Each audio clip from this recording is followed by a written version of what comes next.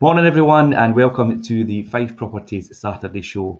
Now today's topic is rent arrears and finding a balance between compassion and collection. So quite a hot topic to discuss, especially with all the changes in legislation over the last year. And to help me today is investor landlord Jim Parker. How are you doing? Morning Jim, how are you? I'm all ready to go. This is a subject I want to talk about. I thought you would like this subject. It's quite a meaty subject, and it's a very emotive subject. I'll tell you, especially with the Scottish government giving us the cold shoulder on everything and making us pay for everything. So you could see I'm quite high. I'm quite right for it straight away. Yeah, I thought you'd have a lot of input today, especially obviously with everything that's changed over the last year and the implications of the Coronavirus Act and all the legislation changes. It's been challenging, and I think we've got a lot to talk about this morning. So, Scottish government doesn't have a clue what they're doing. That's my opinion. But and it's because I've been communicating with them. That's all. So I know exactly what they're doing and how draconian they are towards the private landlords and the adoption of, oh well, it doesn't matter if the tenant even refuses to pay their rent because they don't want to pay their rent and they can pay their rent. We're still going to insist that you wait 6 months to evict them. I know, and then ban you from evicting them. Well, that's my bit. But let's get the next guest on before we start. Joining us this morning is letting agent Karen Marshall. Morning. Morning, Karen. So a really good topic is rent arrears this morning. So I think we're going to have a lot to go. Jim is rearing to go. Yep. Calm. Happy thoughts. No, it's good though, because it'll give us good topics to cover. So morning, James. Nice to see you this morning. Right, I'll kick off and just do the intro and we can have a good chat about this. So although rent arrears have been a hot topic during the pandemic, it's far from being a new subject. That said, if the discussion has taught us anything over the last year, it's that anyone can be affected by economic events. No one is immune, however high their income. Most tenancies run their course without arrears building up, but that means landlords and tenants have little experience to draw from when payments fall behind. Now, regardless of how and why they happen, arrears can be a source of friction and provoke all sorts of feelings and emotions around and possible repercussions. Now, for self-managing landlords, it's vital to keep a level head when discussing arrears with your tenant. That might be challenging when their financial circumstances impact your own, but it's essential to avoid communication breaking down. So, Jim, I'm going to come to you first. And I think, morning, Charlotte. I think that obviously communication there obviously was the thing that I picked up on as key between whether it's agent and landlord and tenant and agent. All-round communication when it comes to rent arrears is a key thing to keep things moving and lines of communication are open all the time. It's a difficult subject because obviously there's one party it doesn't want to pay on some occasions, and there's another party it wants them to pay on some occasions. You know and it's one doesn't want to talk, but one does want to talk, and it's actually how to open that dialogue between the two parties. But there is tips and techniques to do that. You know, and we'll talk about that throughout the show anyway, because you're going to go over this in full detail and we'll come up to these subjects. But that's really, in a nutshell, it's not about backing someone into a corner and coming out for a fight. You know, I've come across like that straight away, obviously, right? I think you're right to the government. Just as a point of order here, right? It's not a jab, it's a jag. Because it's when you think about it, right? A jag's that, right? And a jab's that. just that popped into my head, that was all. But you're absolutely right. It's not about backing someone into a corner and actually saying, you know, get your money paid and then everybody comes out fighting. It's about actually seeing the way forward in the process in order to get the person back on track, and keep their tenancy. This is what it's all about. You know, it's not about throwing people out. It's about getting people to keep their tenancy and keep them in their home, but not actually legislating for it. That's the wrong thing to do. The advice and the support should have been more forthcoming from the Scottish government rather than actually just saying, we're going to legislate and that's it. Yeah, I totally agree with that. Definitely. I mean, if the last year, like it says, taught us anything, it's these lessons. And obviously the mention of the pandemic there, and that's going to be a recurring theme throughout today's show, I think, because of the implications that that's had on collecting rent arrears and things as well. Kevin, your take on that? Yeah, I think obviously going on the pandemic, the last year has given a lot of people, especially tenants that would typically not be in rent arrears, they'll find that they're struggling now. So I think it's all about obviously understanding the best way to deal with it, the landlord and the tenant, to try and get like an amicable resolution, so like Jim says, so they can keep their tenancy. Yeah, it is all about keeping people in tenancies. I mean, ideally, landlords, investors and things and agents, we don't want to be continually changing tenants and having to go through that whole process again. We want to keep the people that are in place. Let's look at it. I mean, landlords want happy tenants. Yes, of course. Tenants really want a happy landlord. And a letting agent wants happy everybody. But so we're all on the same page and we all want the same goal. It's how to make that happen. And that ultimately comes down to good communication channels. Yeah, definitely. Yeah, I think, and on the topic of good communication, we'll hit our first topic is get the full story. Now, get the full story. You'd be right in feeling you shouldn't have to chase your tenants about their rent arrears, but your tenants could well be terrified of contacting you. They might feel poorly equipped for an unpleasant and difficult discussion, and they may even be hugely embarrassed. And we find that quite a lot with tenants, that they bury their head in the sand because they're embarrassed of the situation that they're in, and really they can be helped out of that, and there's means and ways and options for them to rectify that they're just unaware of, and they've not had that discussion to find out. Is it embarrassment or is it uncomfortableness? I think maybe a mixture of both sometimes. Yeah, and I mean, more often than not, when there's an issue with rent arrears, I've found over the years that it can be resolved, but it's just not been discussed to find the resolution because people are obviously burying their head in the sand. So the key is to make it clear that you acknowledge whatever predicament your tenant finds themselves in, and that you'd like to properly understand what's happening in their lives and find the most practical solution. Feeling listened to will allow your tenants to open up and be completely straight with you while concentrating on the facts, and getting a clear and detailed picture will help you keep a calmer disposition.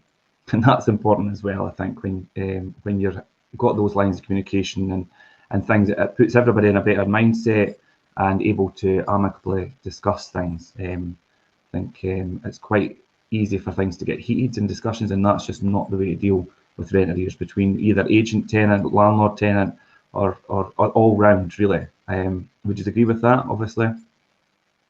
I would actually say it's making sure you have the full story. I mean, there's amazing amount of tenants out there that don't understand that we know the answers to a lot of their problems. We've done it day in, day out, all the time. I've done it for 30 years. Yeah. It's like I didn't think there's a problem I've ever not come across that I now know the solution for, or I now know who to put them to in order to get the result they want. So for someone just to say I can't pay my rent and just leave it at that and bury their head in the sand isn't the solution, because we would know the answer. There's lots of different scenarios. So again, we're coming back to this communication about getting the full picture of them and what their circumstances are in order to point them in the right direction. Often I think what it is they don't want to give us the full story because they're in fear it will actually go, right, you're evicted. And it's like, that's not what we want.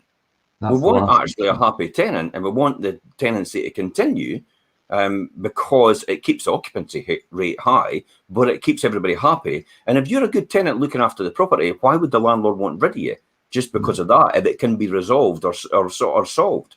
And that's the key to getting the full story. Yeah, and a few times previously when we have had tenants who are, say, burying their head in the sand, and once you do get to speak to them and work out the full picture of what actually their situation is and help them through that and come to the other end, and they're like, I'm so glad you helped me and things. So, but they didn't realise that they could have come to us in the first place and sorted it all out without it getting to the stage that it was at when we eventually got through to them, basically. Well, you don't know what you don't know, do you? No. And who do you think is the most likely person to know the answer to the problem that you've got? The landlord or the letting agent. It's because if they're experienced, that is, and that would be the solution. Or possibly, we're going to talk about it, citizens' advice as well. Yeah, that's in here as well. And they are a really good help to tenants that are struggling and to point them in the right direction and things as well. So yeah, we'll cover that. Karen, obviously your years in property management, you'll have dealt with situations where you've assisted tenants and things. And do you have any input on that? Yeah, obviously it can be quite an uncomfortable conversation for a lot of people to have. We're in such a society where most people don't like talking about money. So to have somebody come up with an issue that they can't afford to pay their rent, you need to be able to keep a level head when you're speaking to them and make them more comfortable about it, because we find obviously tenants that are willing to talk about it and look to resolve it, you're going to have a much more smoother outcome from it that benefits both the landlord and the tenant from being able to discuss it, as opposed to somebody coming on the phone and just having a go at them that they've not paid their rent. Obviously keeping a level head and obviously discussing the best way forward for both the tenant and the landlord so they can get an amicable result from it. Do you think it's fear? Do you think it's fear that does it? Because it's exactly what you said. It's they're terrified. Whenever they speak to the landlord or the letting agent or whoever that is, they're going to be judged, and someone's going to immediately jump in and do the worst case scenario because they're in that mindset in the first place, possibly, and it's a self-fulfilling spiral going all the way down if they continue to think like that. So it's actually the constant communication will allow them to feel that they can come to you with a problem. Yeah. You know, rather than actually no communicate with anybody at all, and then find out later on that that they're not going to speak to you because they've never ever really spoken to you. They don't know how to approach you. They don't know how to say anything to you because they don't know how you're going to react. So it is more importantly as well about keeping the communication in between all these points throughout the whole tenancy. You know, I used to visit some of my tenants and I just look, how's it going? Because I'm in the neighbourhood. How's it going? How's things all right? I know, bother. It's brilliant. Aye, fantastic. What are you wanting? And I'm like, no, I'm not wanting anything. I just thought I'd pop round to see you. That's it. All right, okay. All right, see you later then. Bye.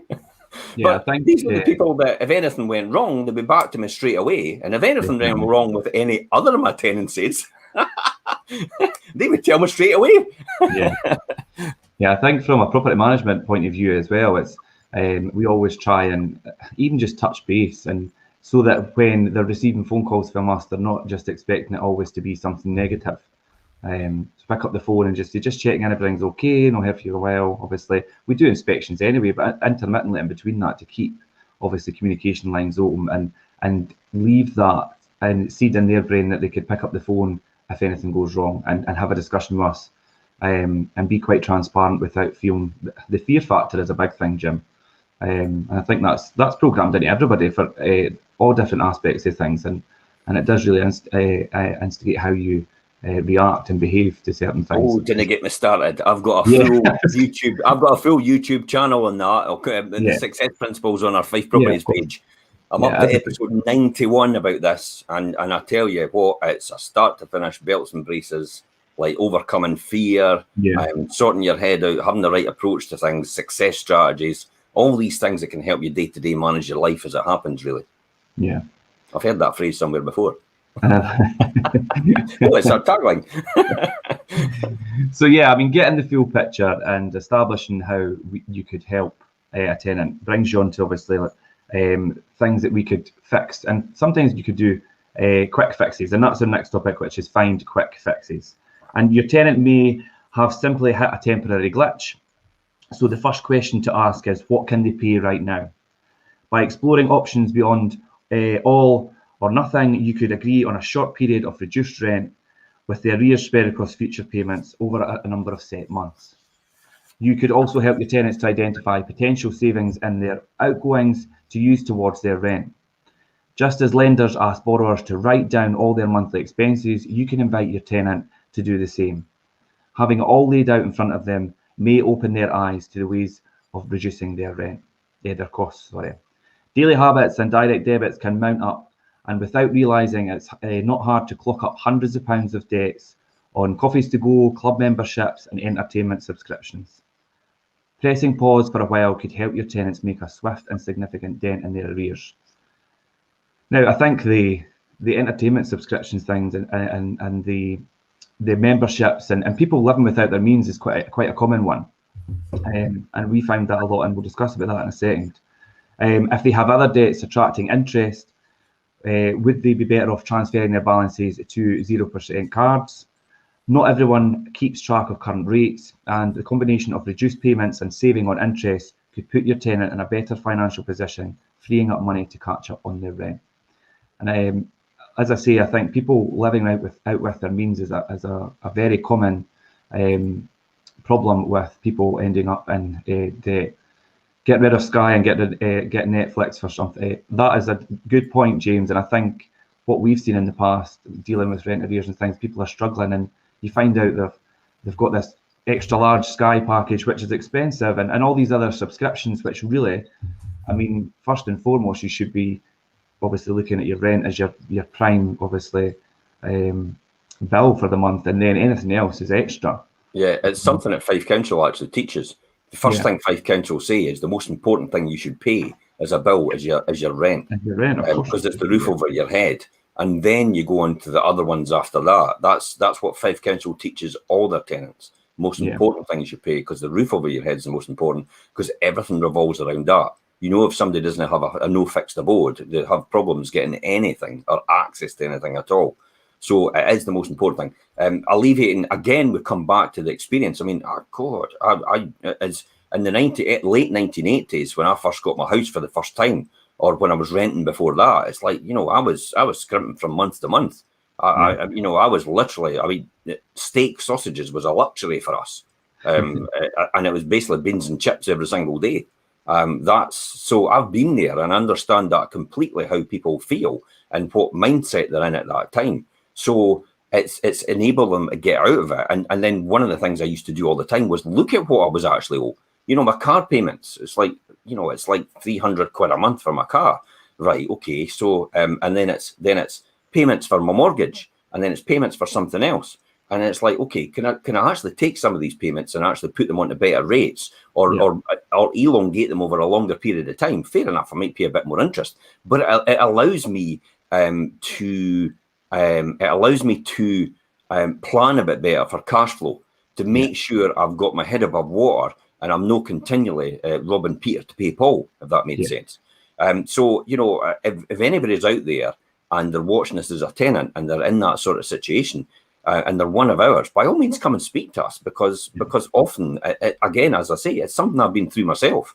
When we were originally studying, I mean, I studied at college and my wife worked. You know, that was it really. And so we made it work. Well, we had to or not. We just balanced it every single time. Yeah, I think that beans and chips and adding absolutely, an egg. Yeah, I identify with that again, James. Adding an egg, yeah, absolutely. Yeah. It was usually beans and chips and an egg most of the time, and then the steak sausages were a luxury. I remember actually telling the homeless officer, the assessor, she came round to my house, the homeless assessor officer, and she was sitting down with me, and she was going in, what's this and what's that? I think this was to get a hardship fund at that time, and what's this and what's that, and what's this for and what's that for, and what do you spend on this and what do you spend on that? And I did actually say to her at the time, I says, you know, steak sausages is actually a luxury for us. And she looked at me and she went, and I thought, Christ almighty, a lot of help you are, eh? Yeah. It's like I was genuine about that. And steak sausages for Simpsons the Butchers down Leiden, by the way. Plug that in there. A wee plug there. I'm expecting a package, by the way.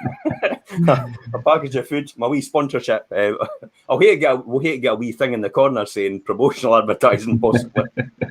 Yeah, that's a new revenue stream. We can get promotional advertising on. We could have things like cups and everything with people's names on them. So if anybody from Simpsons Butchers is watching, Jim will be down. So aye, just message me direct, and I'll send you my address. But yeah, I think the topic of money management is definitely a good one, and I think tenants don't understand. They could pick up the phone to us and go through their outgoings and see if we could help them maybe arrange things. I mean, people may have a lot on higher interest cards, which could really be changed over to 0% cards, and then you've got a bigger time frame to then settle that debt without lots of interest, and like you say, it frees up cash flow, Jim.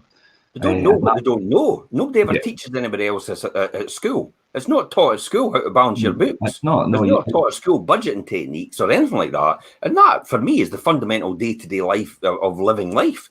And these are the essentials that actually we should be taught in our schools as a core subject. I would agree with that. Even more than English.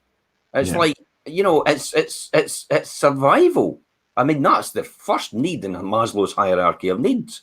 And, you know, just survival. And that, to me, is a key survival thing. Knowing how to budget and why you would need to budget and understanding that process. If anything, and you didn't get anything else in school, that'll set you up for the rest of your life. Yeah, definitely. Totally agree. I think even just with this job, it gives you so much more life experience than you get from school. Like, I've learned so much more doing this job as opposed to being at school, because they don't teach you things like that. So to be able to have a contact that can be like, look, this is how you could be benefiting yourself, or how things could be changing for you, and having somebody to speak to about money management and how to make things easier for yourself is so important, especially if you're in a position where you are struggling just now.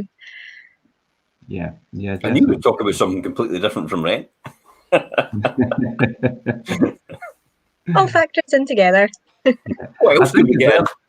As well as obviously helping existing tenants. I mean, we see when it comes to the factor of people obviously outliving their means, you see that in the referencing process quite a lot, Karen, as well. People coming forward for properties where you're like, your outgoings just don't match up to you being suitable for taking on the property or being able to afford it. I mean, you see that a lot with people, obviously through the referencing. Obviously, if we've got people that were looking at bank statements as well to check their proof of income, they're majorly in their overdraft, and it's like continual takeaways. I'm like, it's just in yourself. You're not putting yourself in a good position if you're majorly sitting in your overdraft and then you're still continuing to live out with your means for it. It's going to damage your effect of getting a property that you really want, because we can't justify putting somebody in that we can't see can budget properly, because it's going to have a knock-on effect then on the rent, and even like your other bills. Obviously, you've got your council tax, your gas, your electric, all the basic things that you have to cover all amount up to, it can be quite a lot. So you have to make sure you're living within your means for it. Yeah. I'm amazed at the amount of times actually I've spoken to tenants in the past that actually are convinced that they can afford the house. And it's like, no, I can afford that. And it's like, so how much are you getting every month in your hand? Oh, this amount. Right, okay. So take your rent off. You've got about 50 quid to live on. So how are you going to feed yourself? How are you going to pay your council tax? How are you going to pay the electricity and your gas? I'll manage. And I'm like, you've got no chance. Didn't kid yourself. Stop being delusional. And that is so common, that conversation. And like you say, it's because it's never taught to people. To put themselves in a good position where they've obviously managed their money and managing their money to be able to move forward in life. So, and then that's the key as well, where you say, look, this is what you can afford. Yeah. And this is what you should be doing because they're based on that. So it's giving them that sense of that thought process in order to understand that. In order to understand, if you qualify for this one, this is your circumstances, and we know you can afford it now.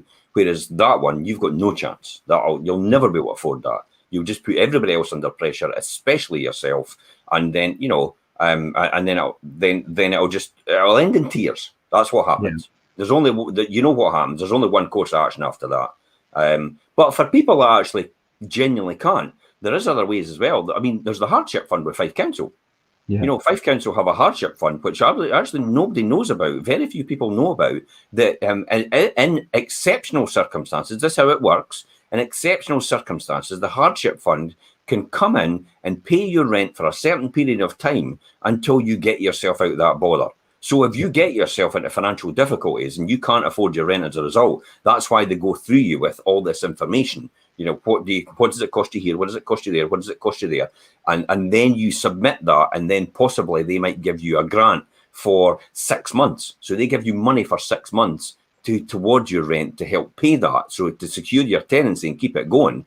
And then they expect you in the 6 month period to have some sort of solution after that. If you don't, you can't continually draw down on the hardship fund. you have to come to some realization that you either have to move to a less expensive property, or you have to then look at your circumstances and think, what else do you need to do in order to solve that problem? Because it's not a magic money tree. It doesn't keep you going forever. So Fife Council's Hardship Fund, again, a lot of people don't know that they can have access to that. Yeah, the Hardship Fund's good, and I mean there is several ways and means that people can obviously alleviate their issues if they're in rent arrears. And that brings us on to borrowing and benefits.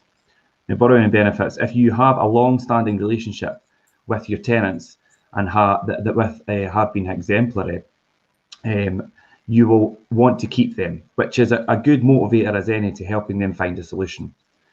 Could they borrow from a family member or a friend to clear their arrears? Coming from an understanding source, it will almost certainly be the cheapest option and probably the most flexible. If your tenants still have income and they are not heavily in debt, a personal loan from a bank may provide an appropriate answer, particularly on a low rate. Unlike landlords, lenders are designed for borrowers to split their payments into small amounts over many years, and the cushion of an extended repayment period could allow your tenants to catch up on their rent immediately without having to find all the money up front. If the situation is more drastic and your tenants have lost their income, point them in the direction of the Citizens Advice Bureau, and they should actively encourage them to find out whether they are entitled to any support and when it will be available to them. Now, I think obviously that's like the Fife Council Hardship Fund, Jim, as well, and also when we went into obviously lockdown and pandemic, and the government rolled out obviously additional support for tenants who are on benefits and things as well, or not just on benefits, but offering benefits to tenants who maybe were furloughed or lost their job and things as well. And that proved to be quite helpful to some of our tenants as well through that period. And I think because the lockdown and furlough system and things did have an effect. Luckily, not on a high percentage of our tenants, but I mean, I think across the board there will be a lot of people in hardship, and they didn't realise that they had to help out there. And again, it come back to them burying their head in the sand, thinking that they didn't have any options. Jim, with the assistance for the government through the pandemic, what's your take on that? From a tenant's point of view, absolutely fantastic. Yeah. You know, because they could live rent free without any repercussions until it hits the fan later on. But I wouldn't advise that to do. I mean, no agency advises that to do. I mean, obviously that stage is straight in the face that that's a possibility, but very, very few tenants do that. It's you know, you only get the one or two, and you know, 99.9% of the time everything runs perfectly. And the landlord is there to help you, or the letting agent's there to help you as well. In the past, I've actually just said, look, you know, it doesn't matter about the top up. I wouldn't worry about it too much. We'll get you back on track, and we'll work it out, because the tenant's been they've been there for a long time. I didn't like keeping saying tenant. I'm almost at pains to say people's names, but I know I can't, because I know particular people, because I know them that well. So it's about just helping them through the process. So not all landlords are out there just to fleece everybody for as much as they can get. And it may come across like that sometimes, myself included, but that's not what it is. I mean, I think the social housing providers and the council sat with their jaw sitting on the table when I actually announced to them that I actually let a lot of my tenants away with quite a bit of rent, and I'm actually more social than them. And I explained to them certain things, and they were like, I can't believe you do that. It's like, I didn't expect a private landlord to do that. I mean, but that's why I've been here for 30 years, because I know in commercial reality, the best situation is actually to do that. I mean, it's a commercial reality decision, but it gets everybody on track, and it keeps a happy tenant. It keeps your occupancy up. It keeps the house occupied as well. Also, the fact is, if somebody moves out, it's like you might have to do a refurb, which has cost a few £1,000s. And you think to yourself, if you let them in and just let them stay for a couple of months with a reduced rent, it probably would only cost you a couple of £100. And now you're going to have to spend about £3,000, £4,000. It makes no commercial sense at all. But a lot of landlords get wrapped up in the emotional aspect of it. And they get annoyed about it, and it becomes emotional for them. And that's the wrong decision. You can't get involved in the emotional side. Yes, you can when it comes to looking after someone and making sure they're okay. I'm fine with that. But when it comes to a hard decision about what the commercial reality is, the commercial reality is the decision you should take, and you shouldn't just go, if they're not paying the rent, they're getting out, we're moving them out. Oh, okay, then what about the £1,000 it is to evict somebody then? You know, it's all these costs. So it is actually better to get people back on track and point them in the right direction with the and you know, we've got guarantors as well, so they can go to guarantors. We're going to talk about that next anyway. And make sure that continually goes, and possibly family members can help out. Possibly you could say, I tell you what, let's delay it and defer it, and we could pay it at £5 a month or £10 a month after, or a week, you know, each week after that, once you get yourself back on track. You know, it's these sort of things that will make the fundamental difference to keeping people and keeping your occupancy rate high. That's what it comes down to. Yeah, it's finding the balance between, as the title of this article says, compassion and collection, really, and finding that common ground with a tenant where you can say, right, obviously this is the situation we're in, and working out whether it be payment plans or working towards a solution, and keeping and long-standing tenants, you do want to keep them in place. They're in their home basically, and they have been for a long time, and you want to keep them in place and get them back on track. For them to leave and for you to start all over again and everything could be very costly, and ultimately you don't want to do that. Especially if they've got children. Yeah. The last thing you want to see is mum or dad not being able to cope. Excuse me, I'm pouring my tea. I'm dying this morning. I'm not dying of a hangover, by the way, because I don't drink. But I'm just thirsty, that's all. No, it's especially if they've got mum and dad in the home and they've got kids, and the kids are then seeing how their mum and dad can't cope. That's not a great scenario. So you've got to make sure as well you help people in the best way forward in order to set a good example for the children. That's another key thing as well. I mean, Karen, you're wanting to jump in on here. Waiting. I think you're obviously both touching on the topic of like payment plans, which can be such a beneficial thing. Obviously, it's quite daunting, I think, for people to be like, I've got this amount of money, or even like a month's worth of rent if they've fallen behind in 1 month. The thought of trying to make that full payment for them can be quite like overwhelming, and I think you can kind of sink into that state of you don't know what to do. So I think coming up with a reasonable payment plan is key, because it gives them the time to be able to pay the money back. It's something they can then stick to. But obviously for doing it for so long, people come up with these ridiculous payment plans and they can pay like £100 a month, and it's giving them the realization of like, no, you're better off making a payment plan of something that's realistic, that you're going to be able to stick to. The landlord then sees that you're sticking to that and that you're making the effort to make the payments back, as opposed to setting an unrealistic payment plan that you're not going to be able to stick to, and it's just going to put you in a worse situation. So it's both beneficial for the landlord because they can see the tenants making an effort to make the payments back. They are making the payments towards their arrears, and there's a bit of steady income coming back in whilst the tenant's getting back on their feet. That's the classic example about just telling you what you want to hear to get you to go away, to effectively stop the pain. You know, the pain of the situation is, and that comes back to conditioning as a child. You know, we've all been conditioned like this to the pain thing. The pain receptors are the most emotive, and the negative situation is the most emotive. It pushes you forward, and so they're quick to tell you, and often just no tell you the truth. You know, or the version of the truth that's no actually factual, or they think is true. But in order to get you to go away, and you're absolutely right. It's you sit and go, well, how are you going to afford that? You're only getting this amount of money every month, so you're actually going to take £100 a month off of that. That's no possible.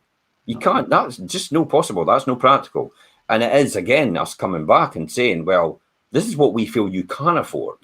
That's a more measurable amount. And then it probably builds up that trust as well, doesn't it? Yeah, I think if they're coming forward with unrealistic payment plans, I could pay so much a month. If we, in response, say, look, that's going to be a wee bit out with your means, why don't you do this and something a wee bit more a reduced rate? It puts them into the realisation that, well, this person's here to try and help me. They're not just here to get money out of me.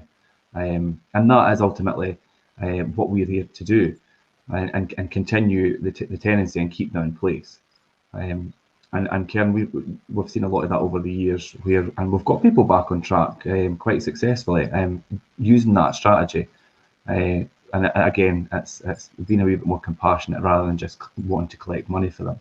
Some people are being trod on and taken advantage of their whole life. Yeah, and it's unfortunate, but this is why you need to establish a good trustful relationship with them in the beginning in order to keep them on track and keep the tenancy going and make sure that everything works okay. It's you know, I mean, James says it here. I mean, everyone in the chain needs to have a win-win solution. yeah, That's really what it comes down to. And that scenario, and it is that trust thing in the beginning, because a person like that, and you know, this is some of my tenants, a person like that has never been able to trust anybody all their life. So why would they find it easy to trust their letting agent or their landlord when there's so many draconian and horrible stories about landlords now out there? I mean, it only seems to find the negative ones to get to the news, don't they? Yeah. You don't get all the positive ones, which are the main ones out of everything, but it's all the negative ones to get to the news, and therefore they actually think every landlord's like, you'll know it, but the older generation will know Rachman, where he just used to take everybody's clothes and chuck them out in the street and say, that's your tenancy finished. And then Van Hoosenfeld, who was probably in the 80s, he was another one that actually had started to do the same thing. And that's why all the legislation was put in place to protect tenants, because of people like that. So that's not what we are, and that's not what we do. It's about managing people and helping them manage their life as it happens effectively. Yeah, definitely. And then I think obviously talking about managing income and things and what people's income is, then you could always have a guarantor to back you up and co-sign your tenancy agreement, which we use quite a lot as well. And again, it's successful. And it brings us on to contacting guarantors. And if a guarantor was named on a tenancy agreement, you can approach them for payment. You're entitled to write to a guarantor as soon as rent falls behind, but most tenants would prefer that you find a solution directly with their landlord, if at all possible. And they'll appreciate your attempts to working something out with them first.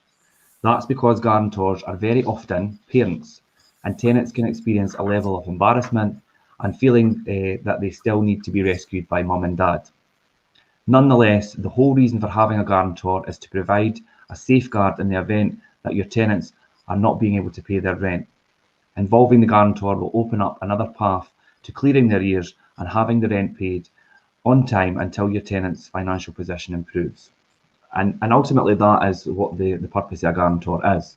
And a lot of the times we find it's younger tenants, obviously maybe their first home, looking to rent, and it's their parents that are co-signing as guarantors with them. And they can feel if they fall into some financial difficulty, if we go straight to the guarantor, they can feel a bit embarrassed and things. And then obviously the whole purpose of them probably trying to find their initial home is to have their independence, and then you have to relapse back to like you're relying on obviously mum and dad, like it says in the article. Kevin, your take on guarantors? Obviously you've dealt with a lot of obviously guarantor tenancies over the years. Bit of security for both the landlord and the tenant as well. Obviously, it means that they've got somebody that's there to support them if they do need it. But yeah, it can be quite, obviously, you're better off speaking to the tenant first and obviously discussing it with them and being like, look, if this doesn't get resolved, this is the next step. Because like you say, quite a lot of them can get embarrassed if you're having to go straight to the guarantor and just say, look, this is a situation that they're in, we're now having to come to you about it. So I think quite a lot of them would prefer you speak to them first and try and come up with a resolution, and then you have the guarantor as a backup. But they also mean that people that perhaps are, like you say, younger or on the lower side, got a wee bit of extra support behind them. So it gives them that bit of security, and it means the landlord has a bit more security as well. Yeah, it makes the landlord and the agent and things feel a bit more confident in the tenancy, and that payments, if it need be, will be made if in the event of obviously a default for whatever reason. But I think it's important that as soon as there's a default or a missed payment, that you don't just go straight in all guns blazing to the guarantor and say, oh, the tenant, he's not paid. You have to go to the tenant first and establish their story and what their situation is, and work through that first before going to a guarantor. Jim? It's one of the best referencing things ever, is guarantors. Yeah. If you're just unsure about somebody, you've just got that inkling that there's something amiss when you're referencing a tenant. You just say, can you get a guarantor? And you'd be surprised. I mean, often I've had it in the past where parents are like, there's no way I'm guaranteeing my son. It's like, wait a minute, why not? And it's like, and it's like, why would you know? And it's like, oh, because of this, that, and this and that. And it's like, right, okay, perfect. And then it's a great referencing tool then as well to say to someone, can you get a guarantor? Because it's a big sign of trust. If somebody else trusts you, then it's a good sign that we can trust you as well. Yeah, if somebody's going to put their name forward, if they're going to put their name forward and put their name towards this person, obviously getting the tenancy and co-signing the tenancy agreement and taking on that joint responsibility on their behalf, then it does show a lot of trust that another individual has on this person. And like you say, Jim, we have had that in the past. Do you have a guarantor? And even like we get to the parents or whether it's a family member and they're like, no way. And then that obviously that rings alarm bells. Equally as well, it's if you're going to be a guarantor, please take this seriously. You could end up paying the whole rent if it all goes wrong. You could end up paying all the damage if it all goes wrong. It could be thousands. And we have had it. I've had it where somebody's had to pay thousands. And I've been completely embarrassed to have to go to them eventually and say, I'm sorry, but you're going to have to pay it. It's like, you did guarantee this person and you should have thought that in the beginning. And they thought, well, I thought I was just referencing and saying it was okay. I thought I was just saying the tenancy was okay. I said, no, it was pointed out to you in the beginning that you would have to be liable for this. And it is in your contractual documentation that you'd be liable for any damage, any rent loss or anything like that at all. So if you're going to put your name to be a guarantor, please make sure you are prepared potentially you could end up paying all these costs. So you have to know that person. Don't just, if it's your nephew or your niece or your brother or your sister, or just because you know them, it's like, oh, they'll be fine. Or I'll just, that's fine. I'll get you a tenancy. No, that's not what you're doing. You're signing your money away, basically. And your trust. Yeah, it's a real financial obligation that could come back to haunt you. And as I say, it has done a couple of times for people in the past. I mean, I've even got a council that's a guarantor for a tenant. And it's like, we just go straight to the council and go, well, you're going to have to pay it. And they're going, oh, we can't do this anymore. And I went, well, you signed on the dotted line. Yeah. So you'll still have to pay it. And the Scottish government's not going to let us put them out. So you'll still have to pay it. So if you're wanting somebody to blame, it's the Scottish government. There you go. I've got my bit in. Yeah, I think it's you need to be clear from the outset on what your responsibility is as a guarantor, and we do always relay that because we've had a few guarantors that have come forward that are going to be guarantors, and when we obviously elaborate on what their actual obligation is as a guarantor, they say no. So a lot of people are ready to sign as a guarantor without even knowing what the responsibility is going to be for the duration of the tenancy. So it is important. And into a legal contract as well, like you've signed that tenancy, you're part of the tenancy agreement that you are going to be liable for the rent potentially for it. And we have a lot of people phoning up and just now the way things are, we're taking a lot more guarantors just so we do have a wee bit of backup. Yeah. We've got a lot of people that are like, oh, what's involved? What do I need for the guarantor? I'm like, ideally it needs to be a family member. You can have it as a friend, but it's not advisable. So ideally you need a family member that's in a financially suitable position that they can pay not only their bills, but potentially the rent on the property if you default on it. And a lot of people are like, oh, no, I can't get one. I'm like, okay, well. Yeah. And then the other flip side is when the guarantor goes on it, they phone up after about 6 months and I touched on it and say, oh, could I get taken off now? And it's like, no, you can't. We told you in the beginning you were legally bound as long as that tenancy runs. So anything that they do from now on, you're going to be legally bound for it. I mean, it has made some people ill in the past. So be careful when you're signing as a guarantor. Yeah, that's a big a good bit of advice I would say for anybody that's considering being a guarantor, because there is a lot of obligations with it. But from a landlord investor's point of view, you get a guarantor all the time. One of the ones I took up with the Scottish government the other now, and I have to say it was was the issue of actually we'll have to insist on guarantors. It's me especially. I mean, I never used to take guarantors for people that were on universal credit. I was okay with that as long as we vet them for my tenancies. I was comfortable with that. But because of the impending legislation getting changed, and I told them that, and the fact that we cannot evict people and we have to give them 6 months notice, I said, you've left me no choice but to now discount that group of people because of the legislation you put in place. Unless they have a guarantor. And the majority of the tenants that I would help don't have guarantors. So I've actually just said, no, I'm sorry. I can't do anything without a guarantor now. I cannot take that risk. It's somebody's going to be in there and you're going to keep them in there with the legislation for more or less for forever the now. You know, there's no light at the end of the tunnel now with the legislation, indefinitely without paying rent. And it's like, so even though they're entitled to it and they can't fill out a form and you help them fill out the form, but it keeps falling over because they have something wrong with their overall claim, and that's what happens. That's often why you can't take someone, even though they're entitled to that money, because they're difficult to manage. But on most occasions in the past, I've actually been okay with that because I know I've got some sort of recourse. But just now I've got nothing. And I've made that quite clear to Jenny Gilruth, MSP, and I've made it quite clear to Kevin Stewart, the Housing Minister. I have actually emailed both of them and had this discussion with them, and it basically fell on deaf ears. And they well, it's what it is. And it's like, oh, you can get a loan from the bank. It's like, what?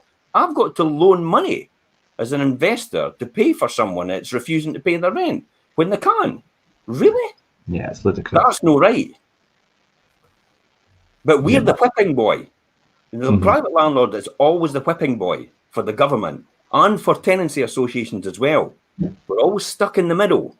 No one seems to see it from our side at all. It's just like we're in the minority. And they look at that all the time and they don't really care about that to a degree. I'm going to agree now. No, I mean, I've seen your correspondence with MSPs and things during all this, Jim, and I think a lot of what you've said is very well said to them. And the response is, and it's quite disappointing. I think it's about as good as an ashtray and a motorbike. Yeah, and I think I actually said that back to them. I says it's that's about as good as an ashtray and a motorbike. And it's, just to put it in layman's terms so they would understand, what they've basically said is no good. Yeah. I mean, why would you not be changing? Here's a classic example. Why would you not be changing the legislation to reflect if someone can pay but refuses to pay just because they refuse to pay because they can get away with it, then surely you should be allowed to use the legislation as it stands from before. In other words, you give them notice in 2 months to move out. And what they said was, no, you've got to give them 6 months notice as well. Even though they're refusing to pay and they can't pay. And they can't prove it, they can't pay. Yeah. Yes, absolutely. And then, by the way, but we're not going to let you evict them in between a certain period. So you've got to wait for that as well. All right, okay. So I have to continually foot the bill for it then. Yeah, I think if you could establish and provide evidence that somebody can't afford to be paying their rent and they're just not doing it, then I think the normal notice periods should apply. But obviously, like you say, it's fallen on deaf ears, and it's made it difficult for some people. For the single landlord, it is quite difficult. For me, as a bigger landlord, it is a bit easier. I don't like the fact of how landlords are being treated in general. Yeah, most people will know I used to run the National Landlord Association for Scotland anyway and represent landlords' interests.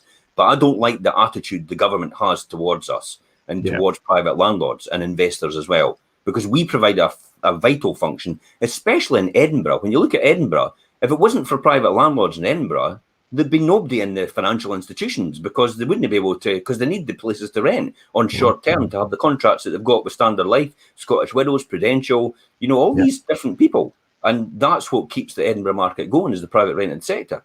But Edinburgh's quite more accepting of private landlords. They've got a better attitude towards it. Yeah, Fife is good as well, but I don't think the Scottish government reflects that just now. I do think it's unfair what they're doing, and that they're allowing that. I mean, you're talking about, Auntie Jeannie or, your grandmother or something like that. It's actually, she's an investor. She's a landlord, and she's got one property at she rents. And it's like nobody sees that face. We just all see that private landlord label.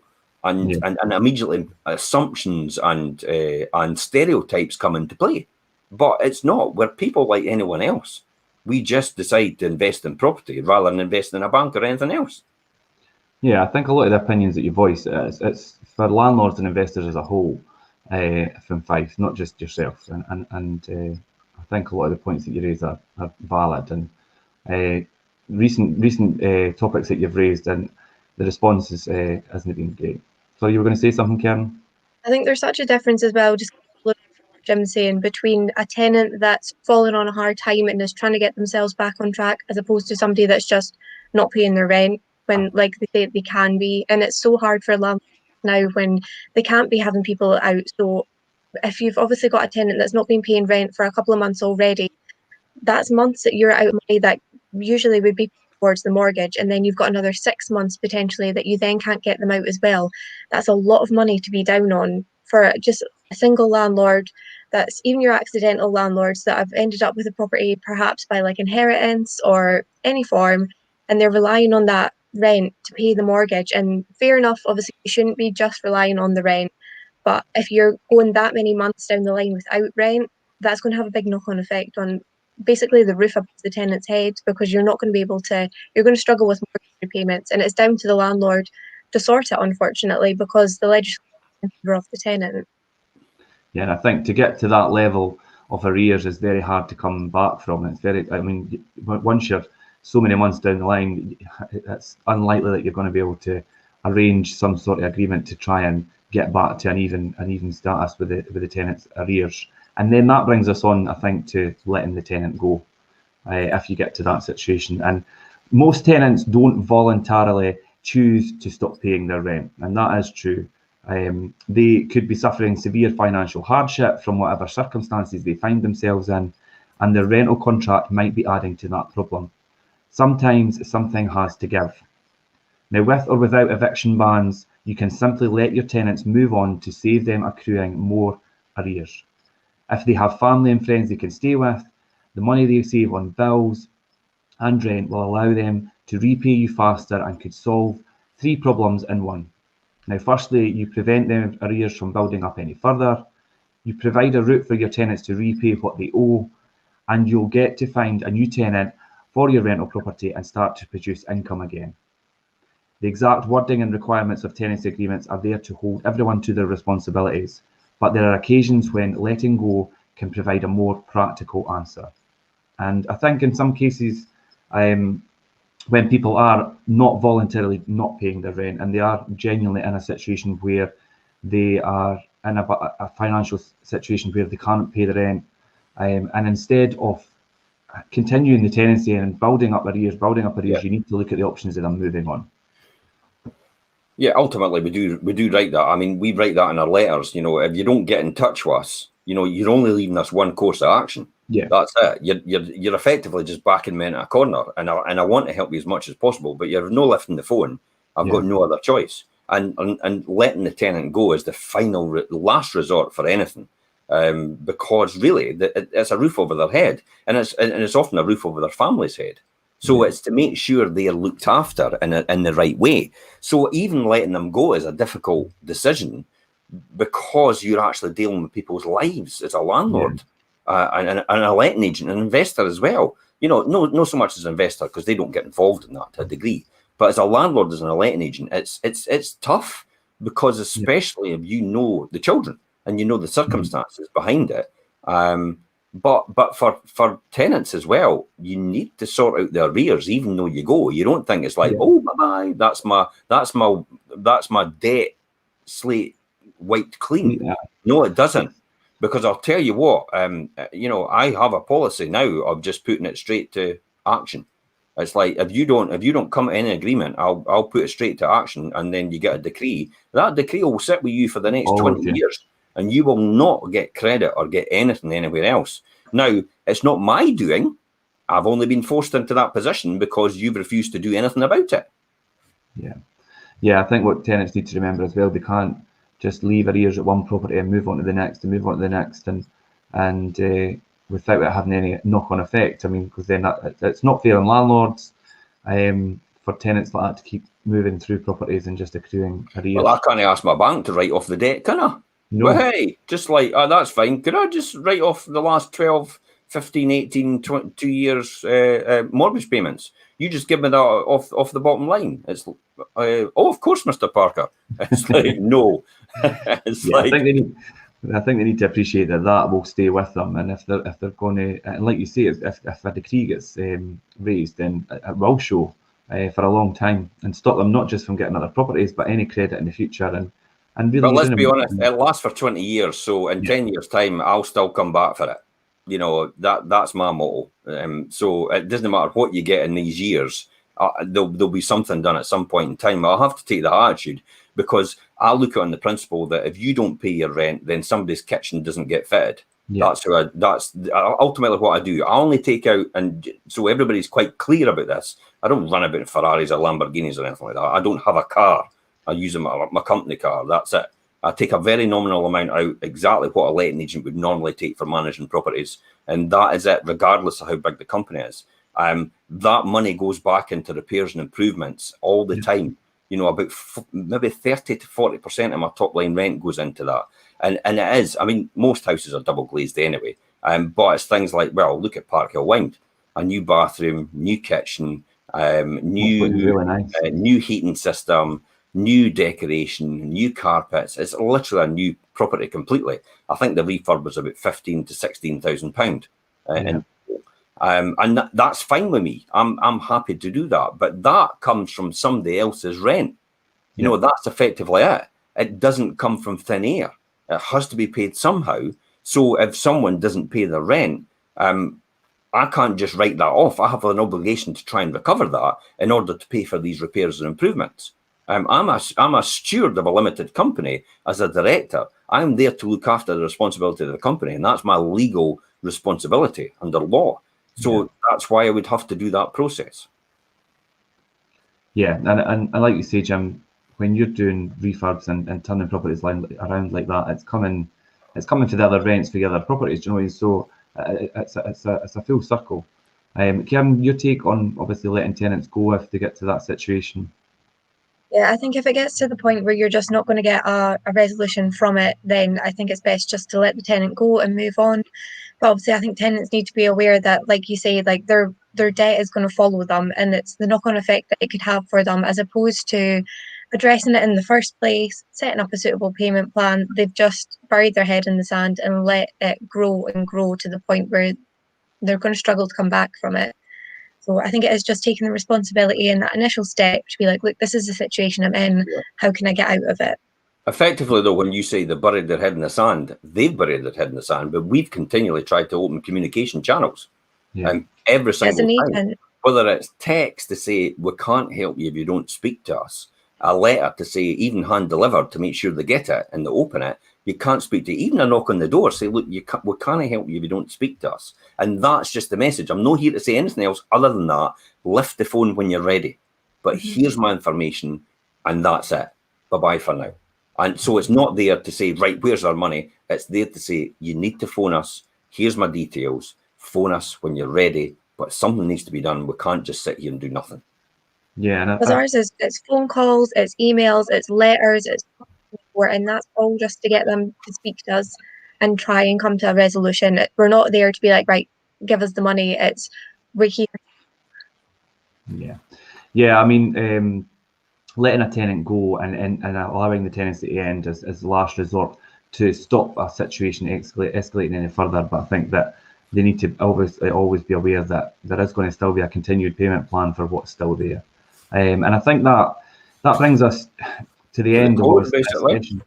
And I think the key thing here is communication. I think is one of the key points throughout this whole session, that you need to have good lines of communication between agent and landlord, or landlord and tenant, and agent and tenant as well, to keep things obviously transparent and flowing if it comes to rent arrears. Jim, your final thoughts? Final thoughts is really just it is communication. That's all it comes down to. I mean, I think that's the key in everything. To make sure you communicate with the tenants and to make sure you communicate with every party involved. That's it, really. Yeah. Karen, your final thoughts? Yep, communication is key. It is definitely short and sweet, and that is definitely the key thing from today's session. So I'm going to finish off there today, guys. Thanks very much for helping me discuss this, and thanks to all the guests. Thanks, James. Thanks, Charlotte, and we'll see everyone next week. Yep. If anybody needs any advice, please feel free to message us on any of these channels. Yeah, We're more than happy to deal with you direct. That's more than happy. And we'll see you next week on the Fife Property Show. Great. Bye-bye for now, everybody. Bye.